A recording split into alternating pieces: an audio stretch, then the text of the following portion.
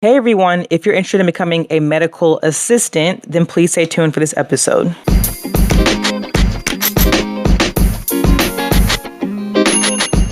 Hi, I'm Kiki. And I'm Kemi. And you're listening to Your Advisors Will See You Now, a podcast that will help you to figure out all of your options for life after high school. Hey everyone, welcome back to another episode of Your Advisors Will See You Now. We are here with our career chat series. It's just a thing. I don't even know if it's a series anymore. We just do career chats. Yeah. And so it's consistent. It's just career chat. So we have been interviewing for like the last year or so, people in various careers. They're just giving insight into what they do. So hopefully if you're interested in this career or thinking about something, you can get really great insight into what these people do in their day to day. So today we are joined by a special guest. This is Cindy Truesdale. So Cindy, she said, she was like, she really didn't have a bio, which is fine. Cause I was like, I figured Cindy's very humble and she was just like, she's just here to talk and be here with us. But Cindy has been a medical assistant for about 20 years now. Yep, it's been about 24. Okay, very cool. Yeah, so 24 years. Medical assistants have a huge role in the medical field. So you'll hear from Cindy about what she does. But Cindy and I have known each other like going on, maybe it's been about 4.5 years now, I feel like. Going on 5 years. So Cindy was one of my advisees at my previous role as an academic advisor. And I wasn't like her advisor. I don't think we had a signed advisor at the time, but like I met her once and Cindy like always just checked in with me, like asked about my family, asked about how I was doing. I told her I wanted to be a PA. This is the dream like back in the day, but she always was like checking in to see like how my career goals we're going. And then she just always updated me about her academics. Cindy's super brilliant, like working a full-time job, has a family, and was still doing well in school and is still doing well in school. So we just have formed a friendship from that time 5 years ago. I got to see her graduate like 2 years ago. So It's been a very special friendship and we're happy to have you here, Cindy. So thanks for joining us. Thank you. Yeah, of course. So just to get started, can you just tell us what your role is and what you do, like what you do, please? So my role as a medical assistant, has had many different avenues because as a medical assistant, you could be administrative, which I've done that in some settings to where I was just doing appointments and answering phone calls and doing insurance, collecting payments, things like that, to more of a clinical role. Which I've done the longest in most of the offices where I'm assisting the provider, whether it be a doctor or a PA, in surgeries, to refill medications, explaining pre and post-op to patients, making sure patients understand the medications that were prescribed to them and how to use them, answering any kind of clinical question that may come into the office because we're the go-between between the patient and the provider. Because, of course, as many of us know, when you call the doctor's office, you don't speak to the doctor, you speak to someone. So just doing those kind of things, making sure that the instruments are cleaned and sterilized, to overseeing the other clinical staff, because I've been a nurse manager at the dermatology office that I was at for 14 years as well. So very cool. Okay. I'm going to jump into I found that so interesting because there's a different jump, like you were saying before. You can work in administration, and then you're like side by side with a doctor and like prepping and then helping once a patient is like finishing out too. So such a big jump. Yeah. Can you talk about a little bit of the educational background? Like I know you worked with Kiki before, but can you talk a little bit about the courses? And did you have to take different courses if you wanted to focus in administration or working more with patients? Sure. So the course load basically taught us how to do both. So they taught us the administrative side as well as the clinical side, because our technical term is a medical office assistant. Excuse me. So they made sure that we could do either role within the clinic, which was nice because some people prefer just more of the administrative side. Others prefer more of the clinical side. So being able to have that liberty to do both is nice. The classes, so I went to King's College for my medical assisting certificate, and the classes consisted of drawing a blank, from learning how to do surgery setup and cleaning and sterilizing instruments, to medical terminology, to medical billing and coding, to honestly, they even had us do keyboarding and typewriting, so that we were able to type, pretty fast, because that was when the transition was beginning, going to more EMR settings. So they wanted us to make sure that we had that in our wheelhouse. To really just how to take a complete history on a patient. So when they come in and you're asking them all their background, so we had to learn how to do SOAP notes, and then also biology and human anatomy and physiology, but on a more scaled down level than what I have taken in other courses at this point. So, Can you share? So when you were thinking about what you wanted to do as your career, how did you land on becoming a medical assistant? because King's College was 10 months and I could be out working. There you go. That's it. And I was going to mention too. So medical assisting programs don't last long at all. Like really, like less than 12 months is typical, right? Is typical. I have heard some being as long as 2 years, Yeah. which I was like, really? But Yeah, I know. that was that school. Yeah. Typically they're anywhere from about 10 to probably 13, 14 months max, I would say. And I'll ask this too. I think I know, but just for listeners. So did you have like gen ed in your program? Like like the English, the math, the social sciences? Not really. So Okay. gear it more towards it almost being like a technical school. So we Right. really only do the classes that we need for the most part. I think we may Right. have had what they called an English course, but I wasn't writing papers and stuff like that. So Right. And I was going to differentiate because I think like CP has you can do a diploma program, which is like the 12-month one. And then if you want to get your associate's degree, that requires a gen ed. So it depends on what kind of school you go to. So for anyone listening, if you're thinking about becoming a medical assistant, like Cindy mentioned, like there's a technical school, which, Kim and I talk about this all the time, which is just like focused on what you want to do. It's not really, that doesn't include the English, the math, the history classes, which some students think are random, but they can be necessary sometimes. But if it's technical, they tend to be shorter and just, again, more focused on what your career is going to be. Whereas if you're going to like a community college to get your associate's degree in medical assisting, for example, it's going to require the gen eds too, if you want to get that associate's degree. So just to differentiate why the length of time of the program can be shorter or longer. Mm-hmm. Thanks for talking about that too, Kiki, because we always talk about too, like, all right, some people don't want to be in college for a long, long time. They don't want to be in school for a long, long time. So at least they know that there's two options if they want to go straight to a training school. And yeah, that makes so much sense too, because in training schools, you don't have to take gen eds. But if you're a person that's like, oh, well, maybe I want to get my associates and do it that way, because maybe I might want to tackle on another major later on, get your gen eds done that way, and then go through that Exactly. path. So. Yeah, that was one of the most popular programs because it was like so short. I think a lot of students they figured out like, oh, this is not long at all. So that was the appeal. A lot of students like, oh, I'm on here for 12 months. The only thing I will say, and I'm not sure how every school is. So again, Kimmy and I always say, just do your research. At a community college, you may have to apply to a medical program.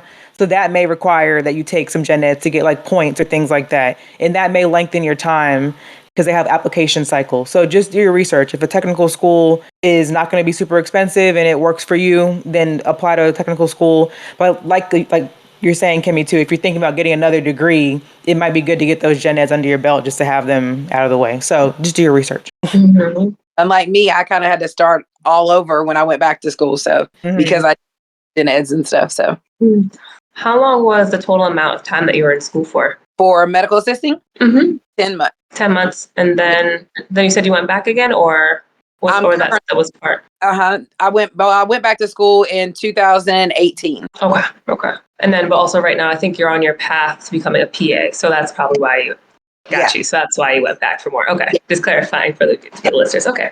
Awesome. So I wanted to ask too, because you mentioned before that you worked in like a dermatologist office at one point. And so when you're studying at school, is there like any specific focuses, like if you wanted to work in dermatology or if you wanted to work for general practice, is there any different focus that you have to take in school? No, typically with the program, they teach you basics for working in any medical office. And then when you get to that office, whatever their field of study is, they train you for what their needs are. So when I was working at the dermatology office, I had come from pain management, and dermatology was a completely different wheelhouse than, of course, pain management was. So it took a little bit for me to gain my confidence in doing it. But once I did, it became, secondhand knowledge to me. Like I'd been doing it forever. Mm-hmm. And that's pretty cool too, because at least you can have variety in the field too. So if you want to branch out to like a different sector, at least you have that option. That's pretty neat. Yeah. Because then you're not stuck in one particular field. Mm-hmm. So you mentioned at the beginning, excuse me, a little bit about, so sorry, about what your role is, like what your tasks look like. So for somebody listening, can you talk about like what your current day-to-day looks like? So from like the time you come in, what your process is. So currently I work at a primary care office or internal medicine office. So my role, pardon me as well, my role looks like, because I'm not doing really any administrative at this office. So I'm just doing clinical. So we come in, we assess the machines that we'll be using, from the urinalysis machine to the point of care testing, things like that we're doing in the office to make sure that they pass quality tests for the day. We get the exam room set up, get our tables and things set up for the patients that are going to be coming in. And because we do draw labs in the office, we go ahead and kind of get prepped for those patients that come in, because typically they have to come in fasting, and those are back-to-back patients in the morning. So we make sure we're ready for that. Then patients start rolling in, and depending on what they're here for, we call them back. Ask them their reason for care. If it's like a physical, then we, get them undressed and get them prepped for the provider. If it's just for labs, we see what those labs are, and then we make sure we draw those. If they're a sick visit, we find out what's going on. The clinic I'm working at right now has a pharmacy on site, so that's convenient for patients. So provider will see them, send their medications over. They can literally go out the door, and the pharmacy's right there, and pick up their medicines. In the office, if we need to do any point of care tests, like a strep test, flu test, COVID test, urinalysis, then once the provider puts in the order, we'll get those tests ran. And then we kind of notify the provider of the results. And then if they want to double check, then they will. We also do cultures and things, but those have to get sent out to the lab. And then once the patient is done, send them up to the front desk to either check out or, head on out. Clean and sterilize the room for the next patient. If we have any callbacks for prescriptions or lab results or medication questions, then we make sure throughout the day we're trying to stay on top of those so that it doesn't, we're not inundated with all of them at the end of the day. And then once the day is over, clean up, put everything back where it goes, and go home. Mm-hmm. Straightforward. And you just like listening, somebody, I mean, I'm thinking like, oh, there might be overlap between a medical assistant and a nurse. Can you like differentiate what those roles, like the differences between those roles? Sure. So, and also, well, yes. So a medical assistant tends to only work in doctor's offices, for one. Nurses, of course, can do that and also work in more of a hospital setting. One of the main differences between us and nurses is that nurses can start IVs and administer IV medications, whereas medical assistants cannot. Nurses within the hospital setting have more of a hierarchy role compared to us. So we would take some orders from nurses as well as providers. But again, with us working in medical offices, most of our roles tend to overlap versus if we were in more of a hospital setting. In the doctor's office, we do have a couple of RNs. And the things that they can do that I can't do is if like a patient comes in for a blood pressure check and their blood pressure is elevated, they can then further assess the patient without having to get the provider. Whereas if the RN's not there, my next role after taking their blood pressure would be to go immediately and get the provider. Whereas the nurse could potentially give them medications or really, delve into what may be causing this elevation more than I can. There are certain medications within the clinic that only the RNs can administer. That tends to be more of the company we work for's rules and regulations, though, because in other offices that may not necessarily be the same. So again, based on the office that you work in, you follow their orders as well. But in the office setting, a lot of what we do, there is quite a bit of overlap. Yeah. Okay. Geez, Cindy, that was just a cool breakdown. That was a perfect breakdown. I could hear the 24 years just coming out like so clear. No, for real. That was great. That was just a great breakdown. Thank you. So what are some of the highlights of working in this position, and what are some of the challenges that you find working in this position? Ooh, child. Okay. So highlights are, especially I'll speak from a clinical role. I don't mind doing either administrative or clinically, but I prefer clinical. So highlights from a clinical role are that I get to work hands-on with the patients. I get to work really side by side with the provider. I really learn how they like things and want things, and we really start to gain a rhythm. I also build relationships with my patients and can follow them throughout their care. And start to learn about them as a person and really see them as just, as a person more than just a patient. Because I really like that. I want people to feel like, you're coming to see our clinic, and we appreciate that because you have options to go anywhere. And with you coming to see us, we don't just look at you as a patient. I see you for who you are. Asking their family and their kids and, just really learning about their history. Some of the downsides to a medical assistant is honestly pay. For a lot of the work, for the majority of the work, no, I'm sorry, I'm saying that incorrectly. For the amount of work that we do in the majority of offices that we will work in, the pay does not equal the work. There will be some offices where you may not do a heavy workload, but there may be others where you literally are doing everything. I was in a doctor's office where it was literally me and a provider. So I was front desk. I still was the nurse in the back, if you want to call it that. I was the person who put up all the, supplies when they came in, and I did all the ordering. I literally did everything in that office.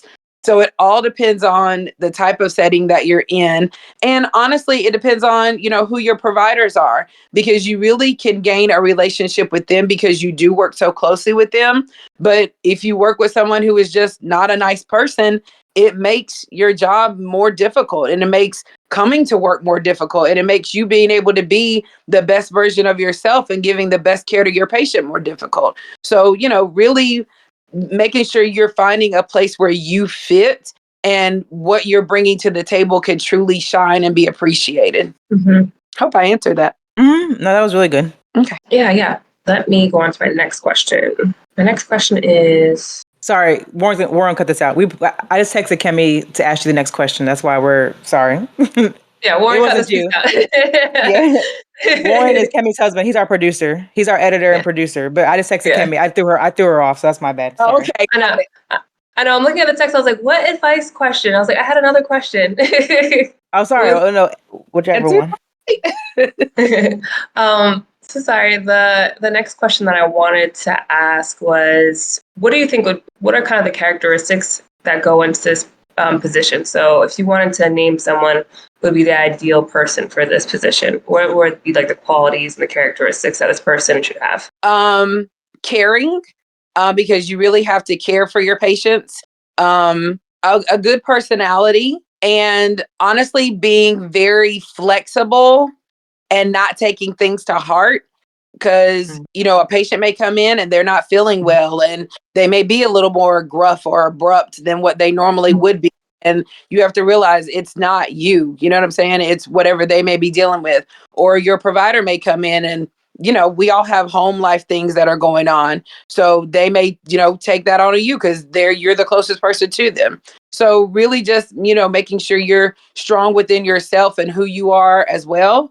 And just, most importantly, caring about what you're about to present and the care that you're about to give to these patients, because, they're seeking you for a reason. You know what I'm saying? They're coming to you for a reason. So, yeah. Well, I can ask the next one. So I want you to talk about PA school journey in a minute, but just for the medical assistant, what advice would you give somebody that's interested in becoming a medical assistant, or this conversation has been really interesting to them? What would you tell them?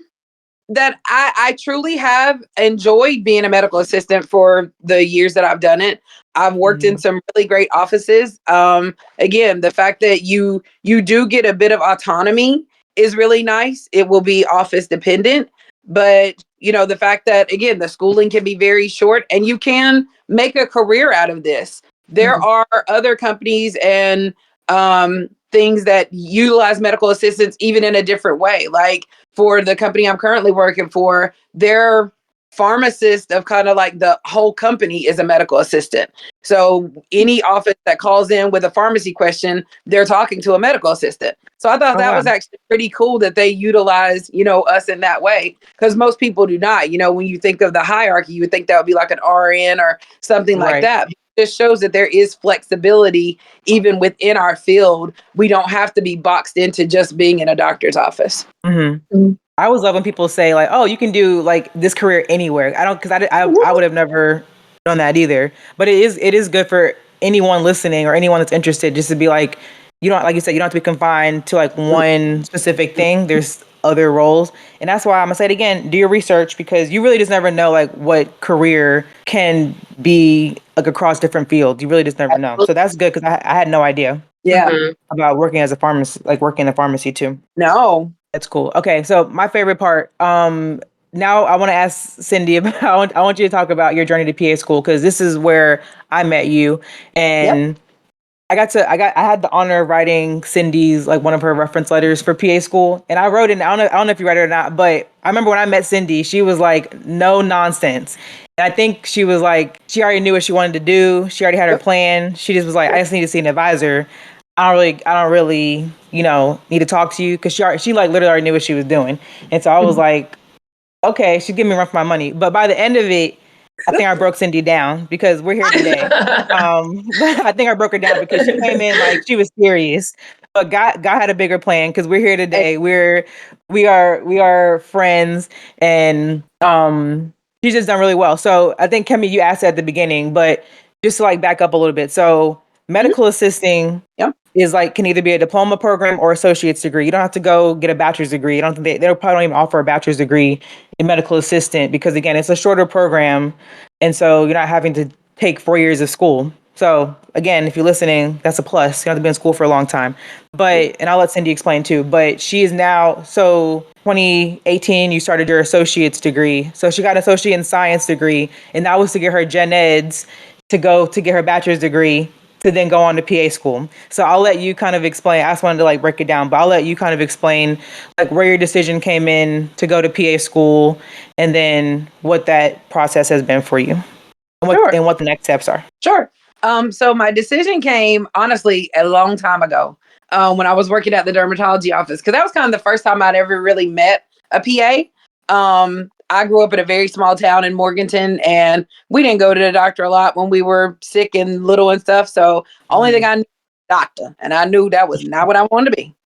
Um, so coming down here working, I was like, oh well, these people are not really doctors, and y'all didn't go to school for that long, but y'all do the same thing.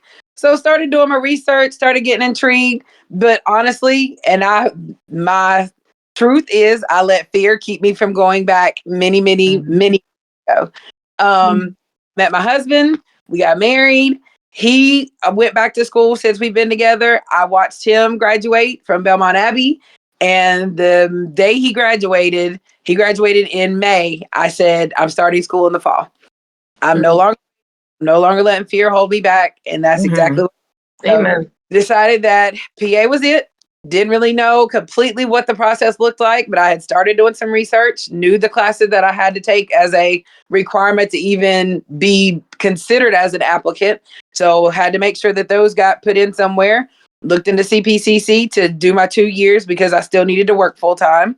Just Mhm. finding be able to support my family. And then met my friend over here, who was my first year advisor. Was very nervous because I was an older student, didn't know what that would look like, didn't want to necessarily be the mama in the class, but was like, I'm still not like going to let that stop me.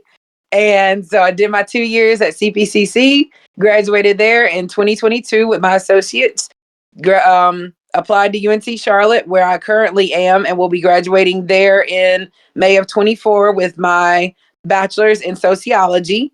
I chose sociology, even though that's not a typical field that most people apply to PA school go for. But I chose it because most people do like biology or things like that as their major. A lot of those classes, if I'm being truthful, just were not interesting to me, even though I love science as far as medicine. I didn't want to take, animal biology and all these, like, they just weren't intriguing. So sociology gave me enough to get my classes for my degree, but it had a lot of elective space in it. So it allowed me to get my prereqs for PA school still in there and get, be able to graduate with the number of credits required. So I kind of did use them to do two birds, one stone. So I applied in August of this year to two schools. With applying to PA school, it is a lot of work because you have to, again, go based off each program's requirements as far as their prereqs that they require. And some require a heavier load than others do. So I applied to two to where that I met their requirements, which would be Elon and Lenore Ryan and Hickory. You have to get 4 letters of recommendation. You have to pay the application fees. You have to do a personal statement. And then you also have to do like a resume. And then some of them even have a supplemental application where you have to answer these other essays and things. So each school kind of does their own thing. So all depends on what they want. Then after that goes off, it goes in this database called CASPA, which is this national database for PA application space. Then the schools get them and then they weed you out of the hundreds of thousands of applications that they get. And you prayerfully are one of the lucky ones that even get an interview to come to the school and meet with the faculty and staff for the interview. And then based off that, they either extend an acceptance or a denial. But even getting the interview is, a thank God moment in itself because, again, thousands apply and most classes only have anywhere between 35 and 90 students. Yeah, it's a journey. Like I said, I thought about it and I was like, oh, but it's a lot. But yeah, Cindy definitely persevered. What'd you say? There's still time. Come on, join me. Yeah, that's all. I'm just gonna nod my head and say, maybe, I don't know. Maybe we'll see what God has in store for real. But something else I wanted to mention too, Cindy mentioned like the prerequisites. A lot of PA schools do require, is it patient care or like healthcare hours? I don't know what the term. Okay. Yeah. Yes, it is. No, you're fine. Course. Or Okay, experience, perfect. experience PCE. Thank you. I knew it was an E in there. I didn't know. Okay, thank you. Patient care experience. So Cindy's 24 years of medical assistant career probably was probably well above and beyond what you needed for PA school. But just know, PA school that helped her. So like if you're thinking about PA school, you probably most, if not all schools are going to require that you have the patient care experience. And if you're not sure what a PA is, I'm going to always stutter this word because it's such a weird word. Physician assistant. Oh, I got it. Is what a PA stands for. And if you're interested in PA, we interviewed Cole Turno. Was that last year or this year, Kemi? I don't know. I think that was last year. Yeah, last year. The years are blending together. But Cole is currently working as a PA. So if you're intrigued about what that profession is, you can listen to that episode, How to Become a PA. But Cindy's on her way to PA school. And it's like 24 months. That'll be. Yes, it is. Well, depending on the program. So they're anywhere from 24 to about 27, 28. Okay. So yeah, you just been like going back, like Cindy's been going to school for the last, well, I guess since 2018. Yes. And just until. So she's doing the thing for real, for sure. You're almost there though. You're almost there. I know you go, girl. There. Yeah, she is inspiration. And I feel like too, like this is for listeners out there, they're like, oh, that seems too long. It seems like too long of a program. Like, well, what else are you gonna be doing during those 2 years, 3 years? What else are you gonna be doing? Because I was thinking of you wish you started. Just start now. Just do it. Just do it. Your God's ears. That is literally what I've been saying. My motivation. The time will pass. Do I want it to be being productive or me being like, I wish I would have. Yeah, I feel like the I wish I would have is always hits harder too. Like, man, if I mean, the amount of times I said that trying to like eat right and exercise, I always tell something I could have by this time I mean, what I wanted to be. Could have had the muscles already. Right. I'm just saying. But this has been a great episode, very informative. I'm really excited for a lot of our listeners to hear this, whether they are students that are in high school trying to figure out, or even just potential pivoters that maybe want to pivot out of their current job to maybe do a medical assisting, because it sounds like this is an option as well and doable too in terms of time, I believe too. Absolutely. But thank you so much for allowing us to interview you. To all of our listeners out there, make sure you check out our website, www.youradvisors will see you now. Check out all of our social media handles at Yoslyn Podcast. So that's YAWSYN Podcast. At TikTok, Instagram, Facebook. Just go out there, find us. You can also feel free to email us at yoslynpodcast@gmail.com if you have any requests for different career chats that you want to hear, or if maybe you want to be interviewed on our podcast as well. But until then, we'll see you in the next one. See you. Bye.